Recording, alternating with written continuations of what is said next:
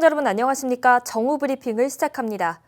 월드미터의 집계에 따르면 어제인 20일 하루 동안 미국의 확진 환자는 22,140명 증가했고 사망자는 1,403명 증가한 것으로 집계됐습니다. 이를 최다 확진 환자 발생주는 일리노이주로 어제 하루 동안 2,388명의 확진 환자가 추가로 집계됐고 이를 최다 사망자 발생주는 뉴저지주로 어제 하루 동안 156명의 사망자가 보고됐습니다. 월드미터의 오늘 오전 10시 7분 기준 미국 내 확진 환자는 총 159만 6,526명, 사망자는 9만 5,021명으로 집계됐습니다. 조지아주의 경우 어제 오전 9시부터 오늘 오전 9시까지 24시간 동안 확진 환자가 1,268명 늘었고 사망자는 40명 증가한 것으로 나타났습니다.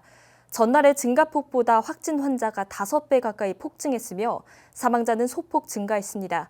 주 보건당국의 오늘 오전 9시 발표에 따르면 주내 누적 확진 환자는 4만 명이 넘어 4만 157명, 사망자는 1,724명으로 집계됐습니다. 카운티별로는 풀턴 카운티 확진 환자 3,792명, 사망자 178명, 디켓 카운티 확진 환자 2,988명, 사망자 92명, 귀넷 카운티 확진 환자 2,829명, 사망자 118명, 캅 카운티 확진 환자 2,589명, 사망자 135명으로 집계됐습니다. WSB-TV는 조지아주의 검사 통계에 항체 검사 횟수도 포함된 것을 확인했습니다. 전체 검사 횟수 중 약 5만 7천 건, 즉 15%가 항체 검사였던 것으로 나타났습니다. 코로나19 검사는 현재 코로나19 감염 여부를 확인하는 것이고 항체 검사는 감염 이력을 확인하는 검사로 항체 검사 횟수를 검사 횟수에 포함시키는 것은 혼란을 불러일으킬 수도 있습니다. 캐슬린 투메이 조지아 보건부 장관은 해당 문제에 대해서 확인 중이며 오늘 오후에 진행될 기자회견에서 더욱 상세하게 답변할 것이라고 전했습니다.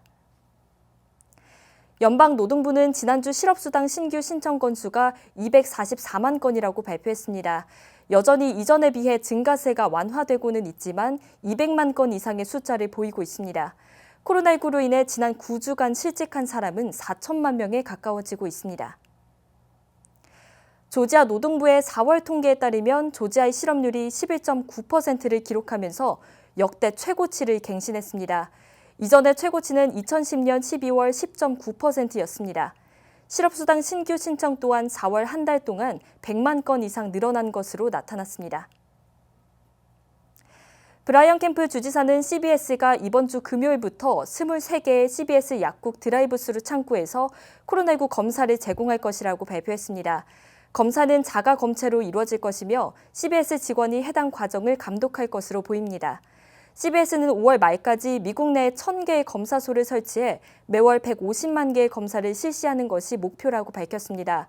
코로나19 검사를 제공하는 CBS 약국의 위치는 CBS 헬스 웹사이트를 통해 확인하실 수 있습니다. 노스캐롤라이나에 위치한 식품회사 타이슨 공장에서 570여 명의 직원들이 코로나19 확진 판정을 받은 것으로 알려졌습니다.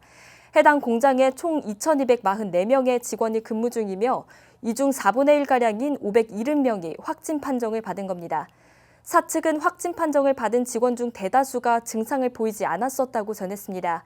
또 사측의 대규모 확진 결과를 발표하는 것은 직원들을 더 잘 보호하고 지역사회의 바이러스를 확산을 막는 데 도움이 되기 위함이라고 말했습니다.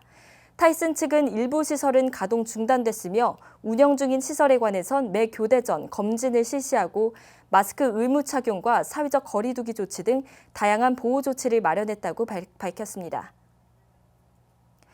귀넷 카운티 정부가 비영리 단체를 위한 정부 지원금 신청을 접수 중입니다. 연방의회에서 지난 3월에 통과된 경기 부양법안 케어스 액트에 따른 것입니다.